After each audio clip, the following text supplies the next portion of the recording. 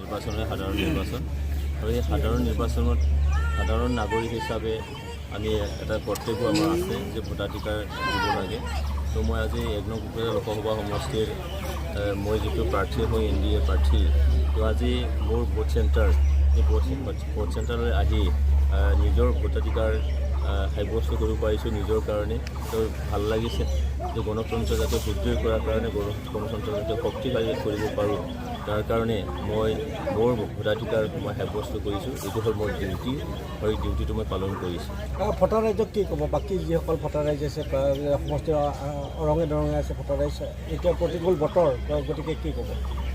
চাওক, বতৰো সহায় কৰিছে নিশ্চয়কৈ, কিয়নো গৰম হ'লে ভোটদান কৰাত সঁচাসচিকে এটা অসুবিধা নিশ্চয় হয়। কিন্তু আজি প্ৰকৃতিয়েও সেইটো সহায় কৰিছে বুলি মই ভাবিম, কিয়নো বৰষুণ হৈ ঠাণ্ডা ইয়াত ৰ'দ নোহোৱাকৈ সাব্যস্ত কৰিব পাৰিছে। মই আহ্বান জনাব বিচাৰিছোঁ যে নিজৰ ভোটাধিকাৰখিনি গণতন্ত্ৰৰ এজন নাগৰিক হিচাপে সুনাগৰিক হিচাপে যাতে ভোটদানটো কৰিব লাগে আৰু ইয়াত শান্তিপূৰ্ণভাৱে যাতে ভোটদানটো কৰা হয়। আৰু যিহেতু আজি NDA পক্ষৰ চবেই ভোটদান কৰিব, তাৰ বাবে সকলোকে মই আন্তৰিক শুভেচ্ছা আৰু অভিনন্দন জনাইছোঁ গোটেই কুকুৰাৰবাসী ভোটাৰ ৰাজ্যলৈ। আৰু চবকে মই আহ্বান জনাইছোঁ যাতে শান্তিপূৰ্ণভাৱে কোনো বিঘ্নিত নকৰাকৈ পৰিৱেশটো বিঘ্নিত নকৰাকৈ যাতে ভোটাধিকাৰ সাব্যস্ত কৰিব পাৰে, তাৰ কাৰণে মই আহ্বান জনাইছোঁ। 12গৰাকী প্ৰাৰ্থীয়ে প্ৰতিদ্বন্দ্বিতা আগবঢ়াইছে, কাৰ লগত আপোনাৰ কণ্টেষ্ট হ'ব বুলি ভাবে? এই মুহূৰ্তত আমি একদম সুৰক্ষিত অৱস্থাত আছোঁ যে NDA হিচাপে, কিয়নো আমাৰ সমকক্ষ হ'ব পৰা তেনেকুৱা প্ৰাৰ্থী বা দল মই এই মুহূৰ্তত মই দেখা নাই, কিয়নো আমি ফাৰ এটা ডিফাৰেঞ্চত আমি জিকিবলৈ গৈ আছোঁ। BPFৰ পৰা দাবী কৰা হৈছে যে তেওঁলোকে যথেষ্ট সংখ্যক ভোট পাব, 70% ভোট তেওঁলোকে পাব। এইটোতো আমাৰ মুখৰ কথাহে লৈ গৈছে তেখেতসকলে, কিয়নো এই মুহূৰ্তত আমাৰ 3টা দলৰ ব্ৰহ্মা বিষ্ণু মহেশ্বৰ বুলি ক'ব লাগিব। 3টা শক্তিয়ে য'ত লগ লাগিছে, তাত কোনো এটা শক্তিয়ে তাক ভৰপুত কৰিব পৰা কোনো এটা শক্তি নাই।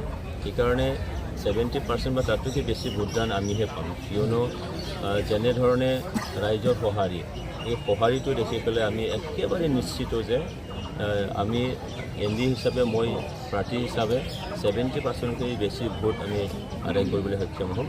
আৰু সেইটো ভোটাৰ ৰাইজে যেনেকৈ প্ৰচাৰৰ সময়ত স্বতঃস্ফূৰ্তভাৱে যেনেকৈ ওলাই আহিছিলে, সেইটোৱে প্ৰমাণ কৰে যে আমি বা মই NDA প্ৰাৰ্থী হিচাপে 70%তকৈ বেছি ভোটদান লাভ কৰিম। ভোটদানৰ পূৰ্বে আপুনি পূজা অৰ্চনা কৰা আমি প্ৰত্যক্ষ কৰিছোঁ। এতিয়া ভোটাধিকাৰ সাব্যস্ত কৰিবলৈ দিনটোৰ কাৰ্যসূচী কি আছে?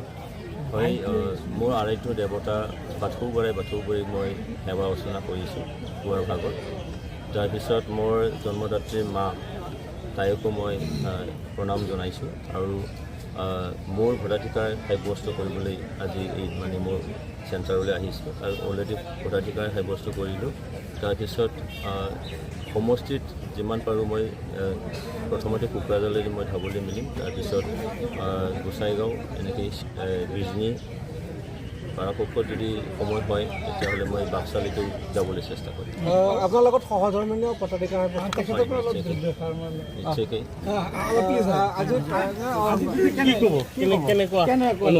স্বামী প্ৰথমতে বিধানসভা, এতিয়া সাংসদৰ নিৰ্বাচনত অংশ লৈছে। বহুত ভাল লাগিছে। এতিয়া পাব্লিকৰ যিখিনি ছাপোৰ্ট মই দেখা পাইছোঁ, সেইটো লৈ বহুতে আনন্দিত।